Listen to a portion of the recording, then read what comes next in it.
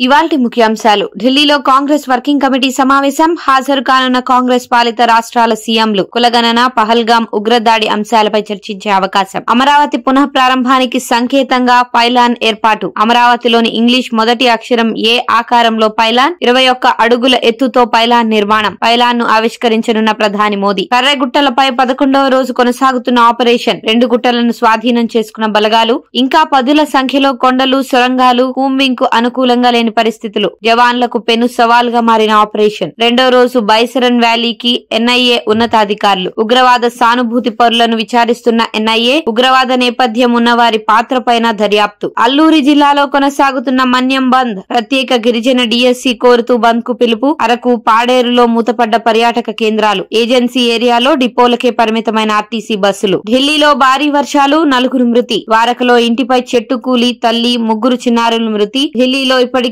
Red alert ప్రకటించిన వాతావరణ శాఖ.